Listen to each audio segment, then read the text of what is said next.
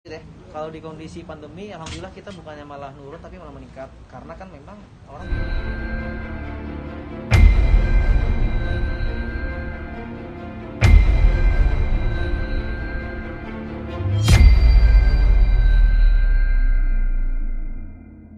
butuh kesehatan. Pertama memang Saffron ini bisa dibilang kita punya tagline solusi sehat tanpa obat. Solusi sehat tanpa obat gitu. Jadi ini minuman kesehatan yang memang seperti teh aja, kita seduh terus buat ningkatin imun, antioksidannya tinggi, kemudian buat orang yang susah tidur, insomnia bagus banget gitu. Berarti ini bisnis sudah 2 tahun? 2 tahunan, cuman di bawah badan hukumnya mungkin baru setengah tahunan gitu. Alhamdulillah kan kita juga buat perusahaan baru, holding, yang mana holding ini kedepannya rencananya buat membawahi anak perusahaan-perusahaan unit usaha yang lain, termasuk salah satunya Saffron ini gitu. Mungkin bisa dijelasin Ustadz, itu saffron itu apa sih? Terus emang dari Indonesia pada di luar negeri gitu mungkin? Saffron ini kan sebetulnya dalam bahasa latinnya Crocus sativus. Dia tuh berasal dari putik bunga yang diseduh dan diminum gitu loh. Jadi saffron ini tumbuh di hanya beberapa negara, contohnya subtropis kayak seperti Kashmir, Iran, kemudian Afghanistan. Kalau di Indonesia mungkin tumbuh mungkin secara varietasnya nggak sebagus yang di sana mungkin. Belum ada pernah yang coba juga. Kalau bagus ya kita tanam aja di sini Indonesia ya kan. Tapi hasilnya berbeda. Hasilnya pasti berbeda karena setiap tanah itu kan kalau dia tumbuh itu berbeda secara varietasnya. Sama kayak kopi lah. Kopi kalau numbuhnya misalnya di dataran tinggi sekian itu beda pasti gitu sama.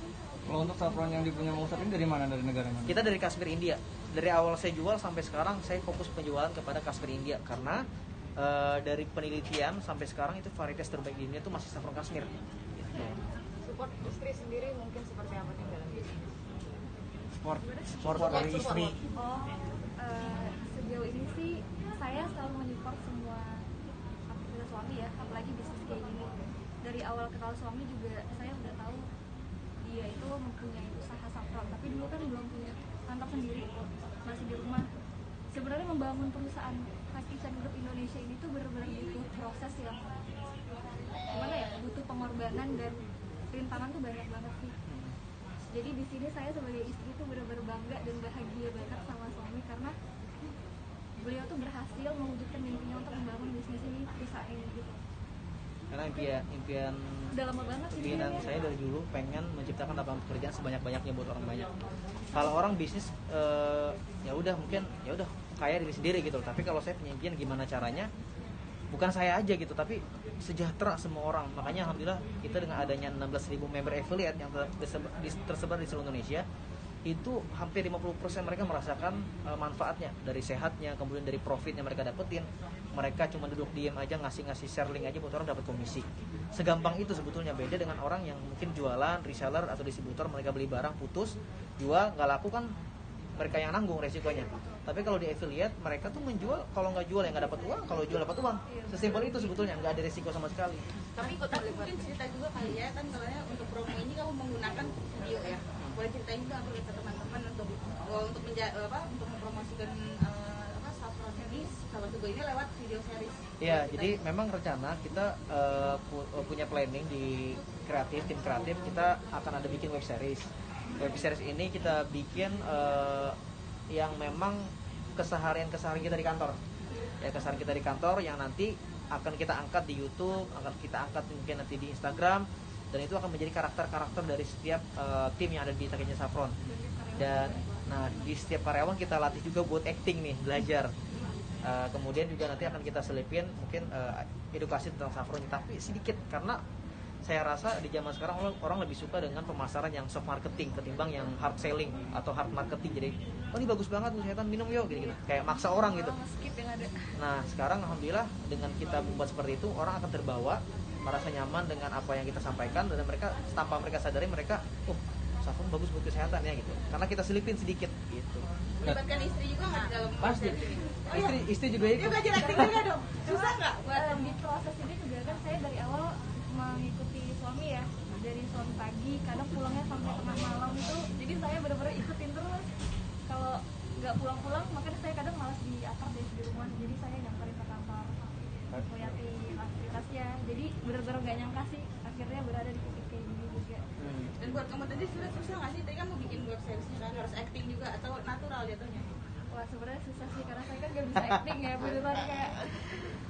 juga, apalagi rame-rame kamera juga. Sebenarnya saya nggak bisa, masih grogi, tapi nggak bisa sih sebenarnya kalau kita belajar dan mau.